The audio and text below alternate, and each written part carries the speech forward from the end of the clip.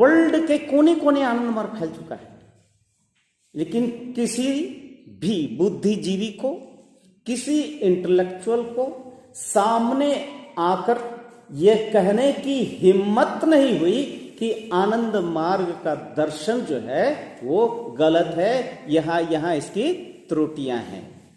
आनंद मूर्ति जी के प्रौत में ये खामियां हैं, आनंद मूर्ति जी के समाज दर्शन में ये खामियां हैं, आनंद मूर्ति जी के जो धर्मशास्त्र है उसमें ये खामियां हैं, आनंद मूर्ति जी के आनंद सूत्रम में ये खामियां हैं, आनंद मूर्ति जी व्याकरण में ये खामियां हैं, आनंद मूर्ति जी के भाषा विज्ञान में ये खामियां हैं। अब तक किसी को हिम्मत नहीं हुई। वर्ल्ड के कोने कोने आनंद मार्ग फैल चुका है, लेकिन किसी भी बुद्धिजीवी को, किसी इंटेलेक्चुअल को सामने आकर यह कहने की हिम्मत नहीं हुई कि आनंद मार्ग का दर्शन जो है वो गलत है, यहां इसकी त्रुटियां हैं।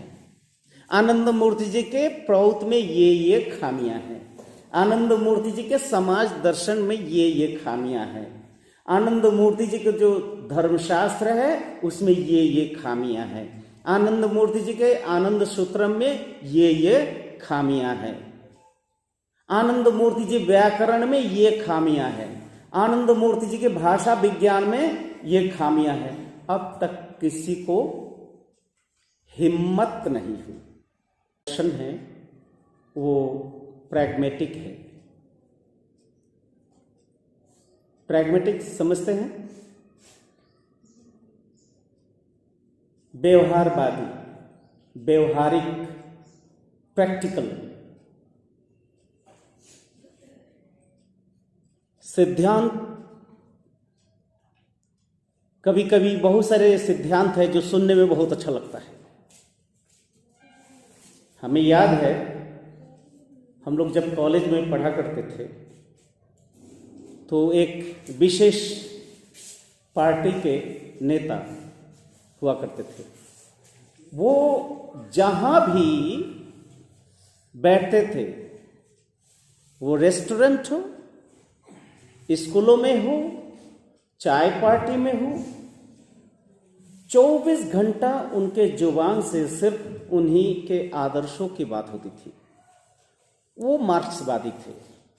मार्क्स के दर्शन के बाद 24 जहां जाते थे उसी को लेके वो चर्चा करते थे। चल रहे हैं, उठ रहे हैं, बैठ रहे हैं, वही चर्चा कर रहे थे। और उनके बातों को सुन के तो ऐसा लगता था जैसे कि अब ये दुनिया में परिवर्तन आना ही है, अब बहुत जल्दी परिवर्तन आएगा और स्वर्ग राज्य स्थापित हो जाएगा, ऐसा लगता था। लेकिन आनंद मार्ग में आने के बाद जब हम लोग तुलनात्मक पक्ष को देखे तो देखे वो तो खोखला है। बहुत सारे खोखला बात भी कभी कभी लगता है कि बहुत अच्छी बात है, सुनने में अच्छा लगता है ना। अब जैसे हमारे एक राजनीतिक पार्टी है, उन्होंने सत्ता में आने के पहले दिया कि भाई सबको 15 लाख खाते में मिल जाएंगे। सब लोग इतने उत्साहित हो गए, अरे भाई कितना अच्छा पार्टी है भाई, विदेश से पैसा आएगा और 15 लाख रुपए सबके खाता में आ जाएगा। सुनने में अच्छा लगा और इस तरह से कई सारे मुद्दे को लोगों ने सामने लाया और पब्लिक सोचेगा वाह यही तो एक व्यक्ति है जो सब कुछ कर देंगे। लेकिन आज तक वैसा कुछ हुआ नहीं। तो ये सिद्धांतवादी है, सिर्फ सिद्धांतों के बात करते हैं, लेकिन व्यवहार में देखा जाए तो वो जीरो है। लेकिन आनंद मार्ग दर्शन का जन्म व्यवहार से ही हुआ है, सिद्धांत से नहीं। क्योंकि अतीत में अब तक जितने भी दर्शन आए हैं, सभी दर्शनों को अगर हम पढ़ते हैं तो 2 पक्ष पाते हैं। एक है त्रुटि और दूसरा है गुण। Merits and demerits.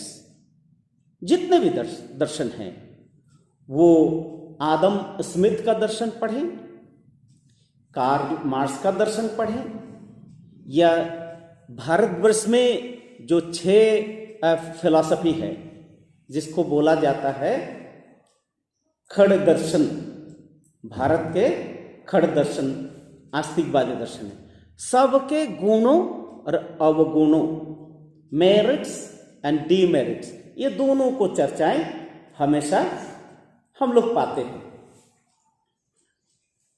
आनंद मार्ग के जन्म हुए 1955 में। आज तक वर्ल्ड के कोने कोने आनंद मार्ग फैल चुका है, लेकिन किसी भी बुद्धिजीवी को, किसी इंटेलेक्चुअल को सामने आकर यह कहने की हिम्मत नहीं हुई कि आनंद मार्ग का दर्शन जो है वो गलत है, यहां इसकी त्रुटियां हैं।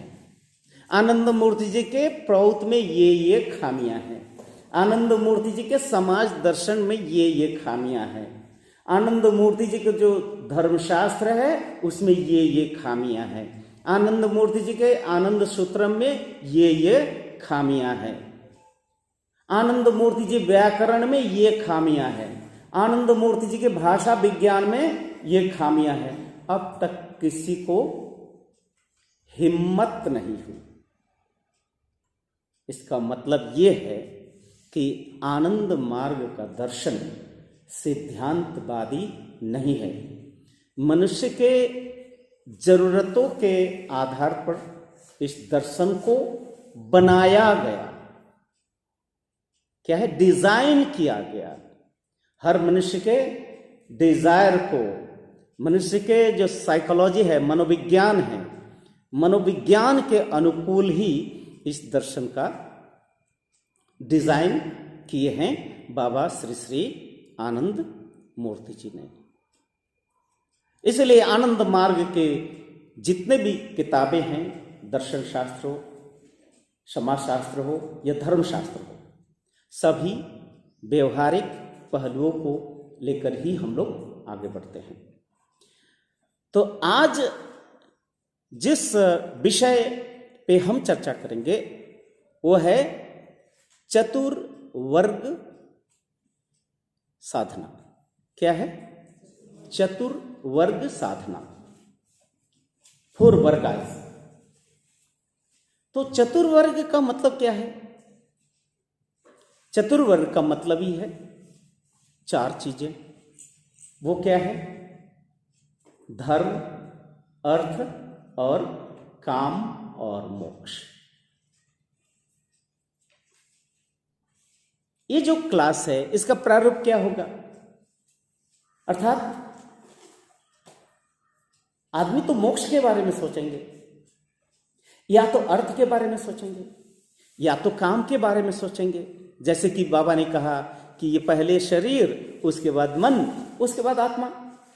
तो अगर शरीर की बात आती, सबसे पहले इसको काम आना चाहिए था, उसके बाद अर्थ आना चाहिए था, और तीसरे स्थान में धर्म को, क्योंकि धर्म अभ्यास की चीज है और धर्म की परिणति मोक्ष होनी चाहिए।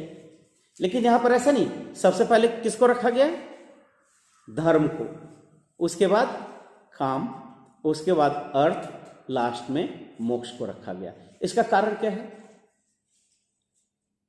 इसका पहला वजह यह है, आनंद मूर्ति जी कहते हैं सभी मनुष्य का धर्म एक है, और वो धर्म क्या है? वो है मानव धर्म, भागवत धर्म। और धर्म विहीन मनुष्य का जीवन पशु से भी अधम होता है। धर्म विहीन मनुष्य का जीवन पशु से भी अधम है। क्यों है? पशु तो अपना धर्म पालन कर रहा है ना। पेड़ पौधे अपने अपने स्वभाव के अनुकूल चलते हैं, हवाएं अपने स्वभाव के अनुकूल चलते हैं, अणु परमाणु अपने स्वभाव के अनुकूल चल रहे हैं। जो क्वाड्रोपेड अर्थात चार पैर वाले जितने भी जंतु हैं वो अपने स्वभाव के अनुकूल वो चल रहे हैं, लेकिन क्या मनुष्य अपने स्वभाव के अनुकूल चल रहे हैं? क्या मनुष्य अपने धर्म के अनुकूल चल रहे हैं?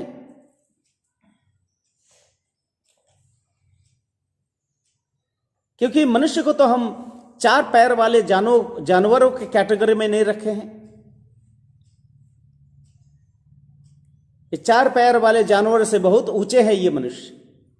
तो मनुष्य का जो क्वालिटी है, मनुष्य का जो प्रॉपर्टीज है, मनुष्य का जो नेचर है, जो स्वभाव है, वो क्या होगा, किस लिए है? तो जितने भी दर्शन है और जितने भी रिलीजियन है, सबका मानना है कि मनुष्य का जन्म जो हुआ है वो ईश्वर प्राप्ति के लिए हुआ है। किस लिए? ईश्वर प्राप्ति के लिए और धर्म साधना के लिए हुआ है। ठीक है? मनुष्य का जन्म ही धर्म साधना के लिए हुआ है, और अगर मनुष्य उस धर्म को पालन नहीं करते हैं तो क्या होता है? पशु से भी अधम हो जाते हैं, स्वभाव जानवरों से भी बदतर हो जाते हैं। इसीलिए बाबा ने ये जो स्लोगन, ये जो नारे हमारे लिए दिए हैं कि धर्म विहीन मनुष्य का जीवन पशु से भी अधम है। पशु अपना धर्म को अगर नहीं पालन करता है तो उसको पशु नहीं बोलेंगे। पेड़ पौधे अपने स्वभाव को जब छोड़ देंगे तो पेड़ पौधे नहीं कहेंगे। पेड़ पौधे में जो प्रकाश संश्लेषण की क्रियाएं होती हैं, अगर वो होना बंद हो जाए तो पेड़ कहेंगे? पेड़ पौधे अगर जैसे अन्य जानवरों के तरह चलकर भोजन करना शुरू कर दे तो क्या उसको हम पेड़ पौधा कहेंगे? नहीं कहेंगे ना, क्योंकि वो उसके स्वभाव के खिलाफ है। उसका जो नैसर्गिक जो स्वभाव है, नैसर्गिक जो धर्म है, उसके विरुद्ध में है। ठीक उसी प्रकार ये जो चार पैर वाले या दो पंख वाले, दो पैर वाले बहुत सारे छोटे मोटे जीव है, सब अपने अपने स्वभाव के नैसर्गिक स्वभाव, नैसर्गिक गुणों के अनुकूल वो चल रहे हैं। इसलिए उनको हम गाली नहीं दे सकते। किसी कुत्ते को नहीं बोलेंगे अरे कैसा बदतमीज कुत्ता है। तो कुत्ता ही होता है, तुम उसे बदतमीज बोलो, ये जो भी बोलो, कुत्ता कुत्ता है। कैसा भैंसा है यार। तब लेकिन वही आदमी को बोला अरे कैसा भैंस जैसा व्यवहार करता है, तब आदमी तुरंत है भैंस कहोगे हमको। एक तरफ उसको भैंस कहने से या कुत्ता कहने से उसको तकलीफ हो रही है, लेकिन स्वभाव उससे भी बदतर है, उस चीज पर वो ध्यान नहीं देते हैं। तो इस अवस्था को ही बोलते हैं मनुष्येतर, पशुएतर। इसको क्या बोलते हैं? पशुएतर, पशुत्तर नहीं, पशुएतर, माने पशु से भी नीचे चले गए, है कि नहीं? इसीलिए आदमी धर्म को भूले नहीं, जीवन के जितने भी क्रियाकलाप कर्म हो धर्म केंद्रित होना चाहिए। धर्म को केंद्र करके ही हमारी अर्थनीति होगी। धर्म को केंद्र करके जीवन के जितने भी पहलू हैं, जितने भी क्षेत्र हैं, अर्थनीति हो, राजनीति हो, संस्कृति हो, कला हो, साहित्य हो, सब धर्म को केंद्र करके ही होना चाहिए। अगर गॉड ओरिएंटेड और गॉड सेंटर्ड है ना, ईश्वर केंद्रिक होना चाहिए। इसीलिए चतुर्वर्ग जो साधना है उसके सबसे पहले क्या है? धर्म को स्थान दिया गया है। ठीक है, धर्म को सबसे पहले दिया गया है। और दूसरा दिया गया क्या? अर्थ। यहां पर अर्थ का क्या मतलब है? अर्थ के भी दो अर्थ हैं, अर्थ के दो अर्थ हैं। पहला अर्थ क्या है? मानसिक अभाव को जिसके द्वारा मिटाया जाता है, मानसिक अभाव, मेंटल पेबुलम, मानसिक आभोग जिससे मिटती है, वो है अर्थ। तो बाबा एक बताते हैं, लिखा है एक शब्द किताब में देख रहे हैं कि भाई लिखा हुआ है क्या, बनाना लिखा। ये बनाना क्या होता है भाई? बनाना क्या होता है? तो लिखा हुआ इंग्लिश में। तो खोजते खोजते उनको मिला, बनाना का मतलब क्या हुआ? केला, ये कदली, यही ना हुआ। ओ अच्छा, ये केला को ही बनाना बोला जाता है। बस उसके जब मानसिक आभोग की निवृत्ति वहीं खत्म हो जाती, वहीं मिट जाती है। कोई भी शब्द का अर्थ को, एक शब्द को हम नया शब्द आता है, नहीं समझ में आ रहा है, जैसे प्रतिसंचर, संचर, ये सब शब्द जो है जनरल पब्लिक के लिए नहीं है, लेकिन जो आनंद मार्गी है उनके लिए संचर और प्रतिसंचर बहुत स्वाभाविक है। तो संचर क्या है भाई? डिक्शनरी खोज के देखते हैं, खोजते खोजते संचर का मतलब है कि सृष्टि, ब्रह्म से जो सृष्टि होती है, सृष्टि का जो प्रारंभिक जो अवस्था है, जहां चेतना धीरे धीरे रूपांतरित किस चीज में हो रहा है? स्थूलता में रूपांतरित हो रहा है चेतना। वो जो चेतना के स्थूलता में रूपांतरण, चेतना का स्थूल तत्व में रूपांतरण ही संचर है। अच्छा, माने जो कुछ हम देख रहे हैं ये दुनिया में, सब कुछ चेतना से ही हुआ है। बस तुरंत मन की आभोग वहां मिट जाती है। तो भाई प्रतिसंचर क्या है? तो प्रतिसंचर जो चेतना प्रकृति के शक्ति के दबाव में, के कारण, दबाव के कारण स्थूलता ग्रहण किया, स्थूल रूप में परिवर्तित हुआ, फिर उस स्थूलता से वो धीरे धीरे सूक्ष्म होते हुए चेतना की ओर बढ़ रहा है, परम चेतना की ओर बढ़ रहे। अर्थात स्थूलता से परम चेतना की ओर जो बढ़ने वाली जो धारा है वो है प्रतिसंचर। अच्छा, प्रतिसंचर ऐसा है, इसका मतलब हमें जड़ नहीं, हमें चैतन्य को प्राप्त करना है, परम चैतन्य के अवस्था को प्राप्त करना है। यहां पर सिर्फ मानसिक अर्थ से नहीं, हमें उस परम पद की प्राप्ति करनी है, परम ब्रह्म की प्राप्ति। ये जो धारा है यही हो गया प्रतिसंचर। ये तो हो गया अर्थ, मानसिक अर्थ। और दूसरा है जागतिक अर्थ। जैसे रुपए, पैसे, धन संपत्ति को भी अर्थ ही बोला जाता है। और ये जो धन और संपत्ति से मनुष्य के फिजिकल पेबुलम, भौतिक जो आभोग है, भौतिक जरूरतों की पूर्ति होती है। दीदी आप लोग जो पीछे बैठे, आप लोग समझ में आ रहा है ना? मेरा भाषा अगर समझ में नहीं आए तो बोलिएगा, दर्शन का भाषा है ना, लेकिन मैं तो बहुत सिंपल भाषा में बात करता हूँ, वो कोई भारी भरकम कुछ यूज करता नहीं। बोलिएगा जो जहाँ समझ में नहीं आए। तो यही हुआ अर्थ। भौतिक जो आभोग है, भौतिक जरूरतों की पूर्ति, जरूरत आवश्यकताओं की पूर्ति जिसके द्वारा होता है वो है अर्थ, जिसको हम रुपए बोलते हैं, धन संपत्ति बोले, इसको अर्थ में। तो अर्थ का दो, तो दोनों का मूल्य है कि नहीं जीवन में? एक तो भौतिक जरूरतों की पूर्ति कैसे होगी? तो अर्थ के द्वारा। और मानसिक आभोग की भी पूर्ति होगी तो अर्थ के द्वारा। ठीक है? और मानसिक भूख की परमानिवृत्ति कैसे होगी? परमार्थ के द्वारा। तो अर्थ के दो भाग हुए कि नहीं, अर्थ और परमार्थ। ठीक है, तो ये हुए अर्थ। अब आइए काम।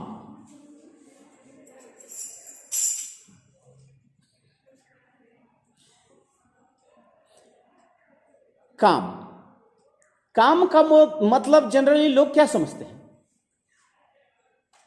काम का मतलब ज्यादातर लोगों के दिमाग में यही भर है, जो वासना है, वासना को, सेक्सुअल डिजायर को काम कहते हैं।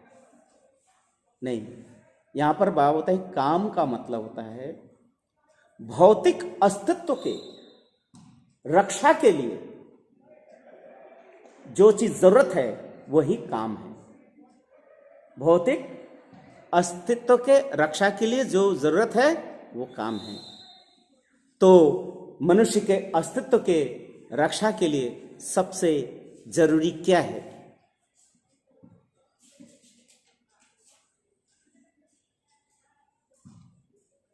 नेताजी, मनुष्य के भौतिक जरूरत के लिए क्या जरूरी है, क्या आवश्यक चीजें हैं?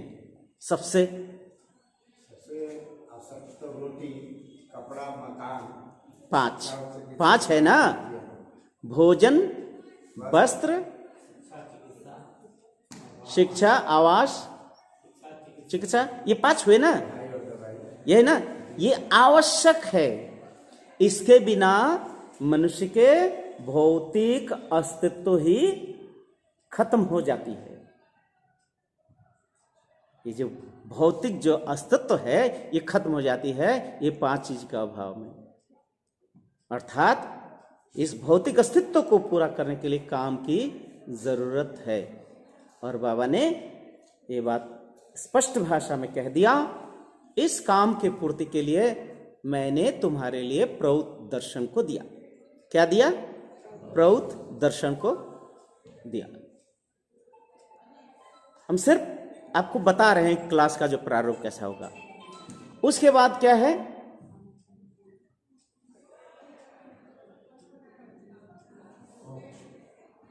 मोक्ष। अब लास्ट में मोक्ष। भौतिक जरूरतें पूरी हो गई, मानसिक आभोग की पूर्ति हो गई। जब ये हो गया तो फिर उसके बाद आदमी क्या करेगा?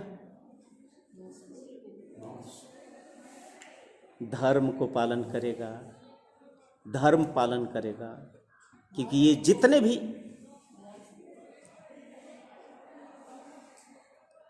भी जरूरतें हैं, इस जरूरतों की आपूर्ति ही सब कुछ नहीं है।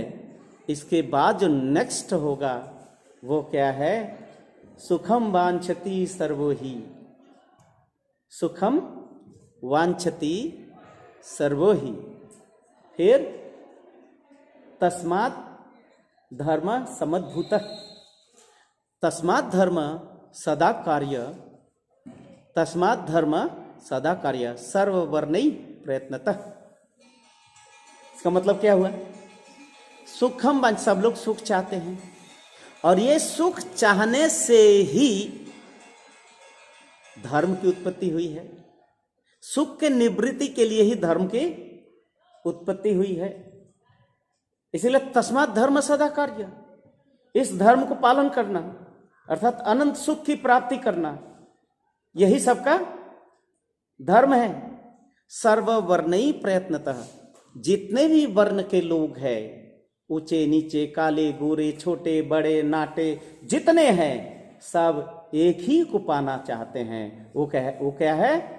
अनंत आनंद की प्राप्ति चाहते हैं। यही मनुष्य का धर्म है। और मनुष्य धर्म के पथ पे चलना शुरू कर देंगे, और आखिर में क्या मिलेगा? मोक्ष मिलेगा। ये चतुर्वर्ण है। अब इस चतुर्वर्ण में क्या क्या चीज हमारे सामने आते हैं? धर्म के पथ पे क्या क्या चीजें, कौन कौन सी तथ्य हमारे सामने आती हैं? समाज में बहुत ही विडंबना है। विडंबना यह है कि आज के दिन समाज के लोग किंग कर्तव्य विमूढ़ हो चुके हैं। क्या करे क्या नहीं करे। अमुक बाबा जी आए तो ये बोल के गए, तमुक बाबा जी आए तो ये बोल के गए, आखिर करे तो क्या करे। स्पष्ट जो दिशा निर्देशन, स्पष्ट डायरेक्शन